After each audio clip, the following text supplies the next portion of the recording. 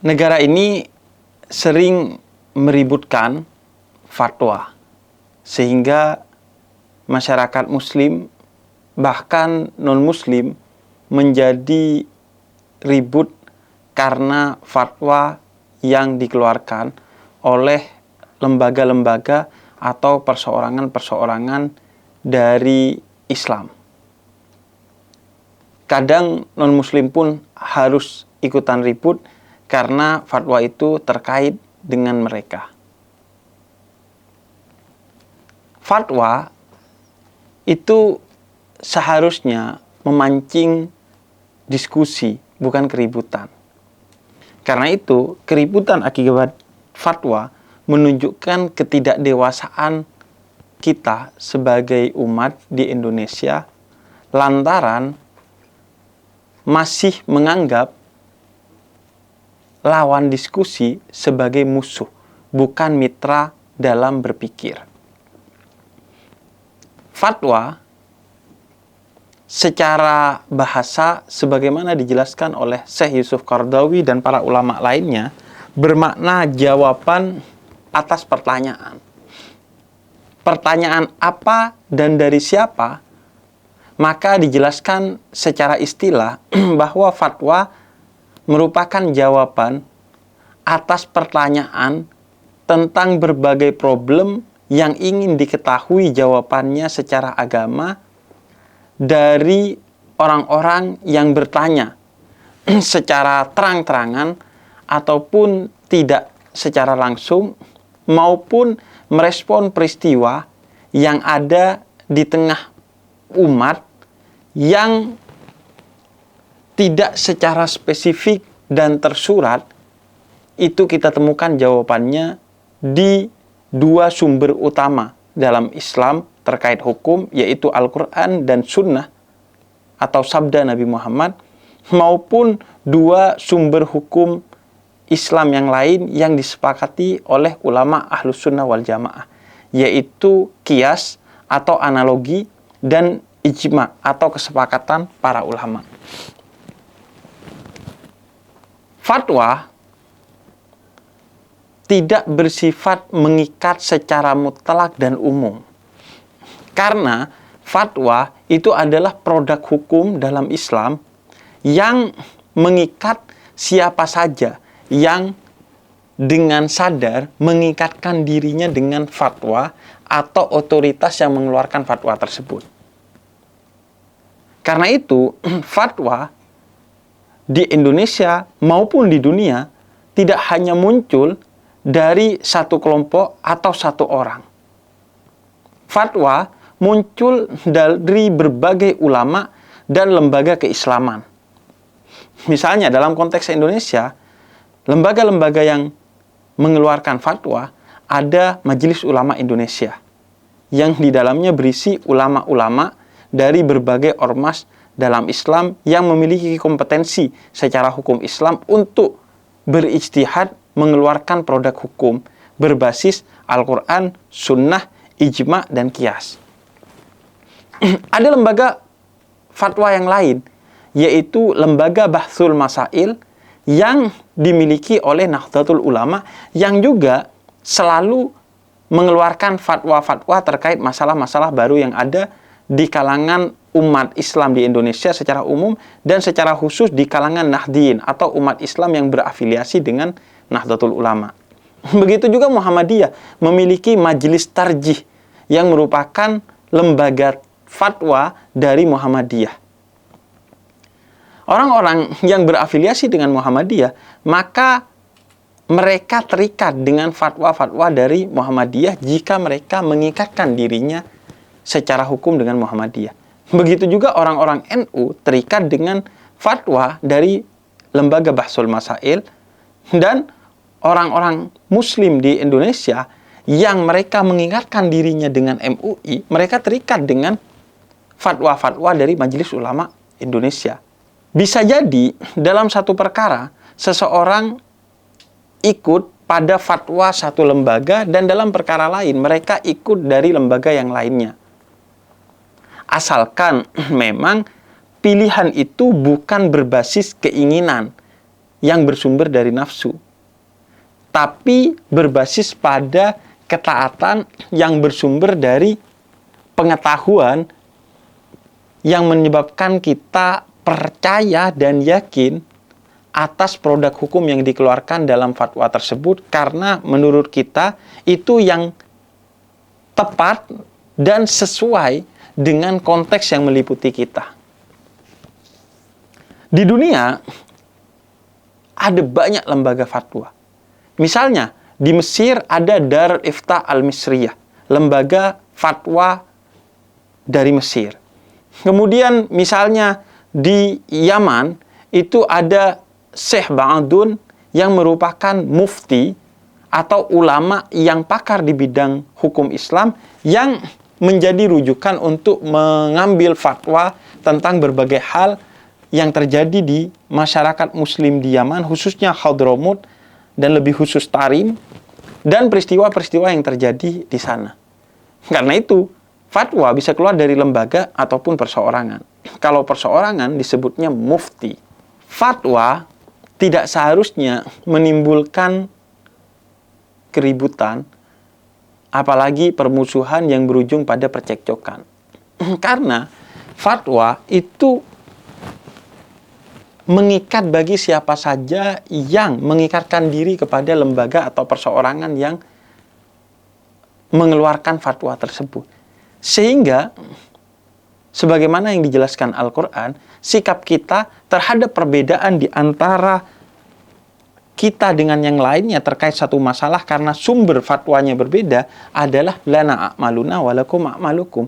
Bagimu apa yang kamu yakini dan amalkan, bagi kami apa yang kami yakini dan amalkan akan kami pertanggungjawabkan sebagaimana kalian pertanggungjawabkan sendiri-sendiri di hadapan Allah kelak di akhirat.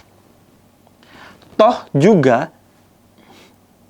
fatwa itu salahnya pun dia baik karena bersumber dari ilmu dan dijalankan dengan penuh kehati-hatian, sehingga dalam Islam seorang yang memiliki keilmuan dan telah hati-hati dalam mengeluarkan fatwa, maka ia tetap diganjar satu pahala sebagai bentuk apresiasi dari Islam kepada upaya yang tulus dan berbasis pengetahuan untuk mengeluarkan fatwa tersebut. Karena Islam menilai pada prosesnya, bukan kepada hasilnya. Karena itu, seorang yang berijtihad atau menggali hukum Islam dan melahirkan fatwa, meskipun salah, dia baik. Yang tidak baik, itu adalah orang-orang yang tidak memiliki ilmu Islam, tapi dia sok berfatwa atau sok mengomentari fatwa. Apalagi jika status kita hanya netizen. Fatwa secara dalil itu merujuk salah satunya pada apa yang dilakukan oleh Sayyidina Mu'adz bin Jabal ketika diutus oleh Nabi Muhammad untuk berdakwah di Yaman. Nabi bertanya kepada beliau, apa yang akan kamu lakukan jika ada pertanyaan atau peristiwa di Yaman nanti yang tidak kamu temukan dalam dua sumber utama dalam Islam yang bersifat mutlak, yaitu Al-Quran dan Sunnah? Maka beliau katakan, aku akan berijtihad, yaitu menggali hukum Islam dengan akalku, dengan penuh kehati-hatian. Dan Nabi tidak mempermasalahkan itu. Fatwa itu seharusnya untuk kemudian memudahkan kita hidup di masyarakat dengan masalah-masalah baru sebagai seorang muslim. Sehingga tidak seharusnya fatwa justru membuat kita rumit karena keributan lantaran fatwa yang ada. Fatwa paling jauh untuk didiskusikan, bukan untuk diributkan. Dan fatwa dia seharusnya tidak pernah dimutlakkan.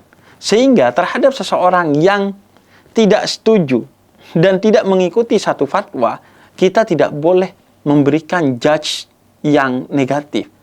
Karena bisa jadi dia setuju dan mengikuti fatwa lain tentang peristiwa atau pertanyaan yang sama dari lembaga atau perseorangan lain yang mengeluarkan fatwa tersebut.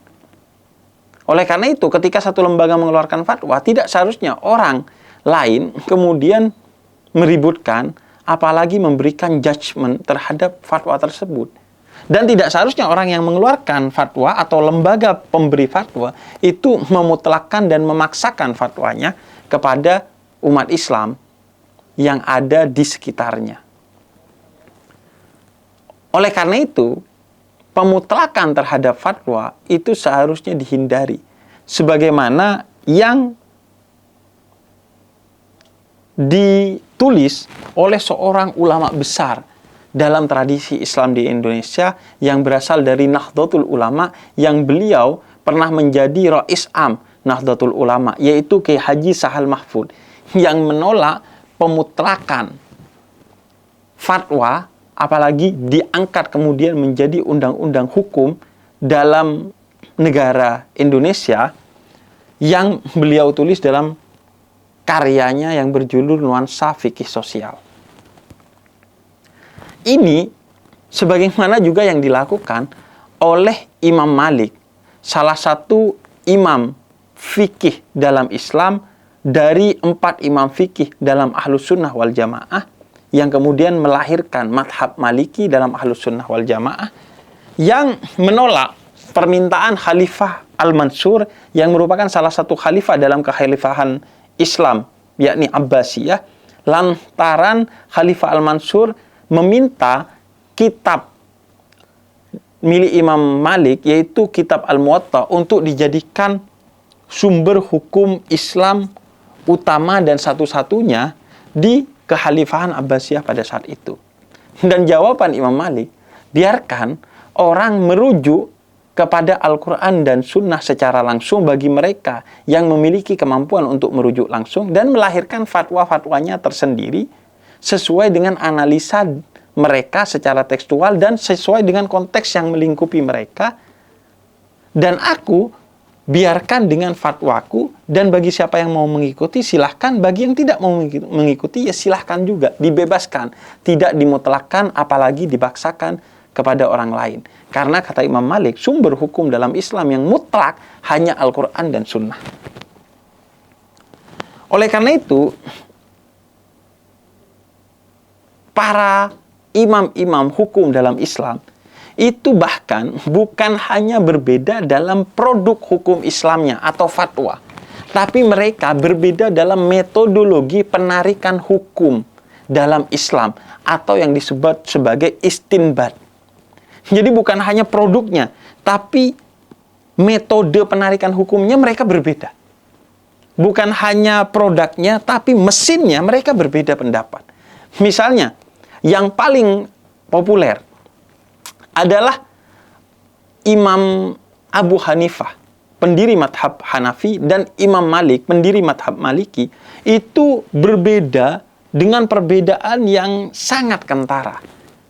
Yaitu Imam Abu Hanifah, beliau disebut sebagai ahlul akal. Madhabnya disebut sebagai madhab fikih rasional. Karena beliau sangat menekankan kepada rasionalitas sebagai salah satu variabel dan instrumen untuk menggali hukum Islam. Dan ini bisa dipahami menurut sarjana Muslim karena Imam Abu Hanifah hidup di Basrah yang saat itu merupakan perkotaan yang sangat maju. Sehingga kecenderungan hukum itu berbasis kepada metode yang juga rasional.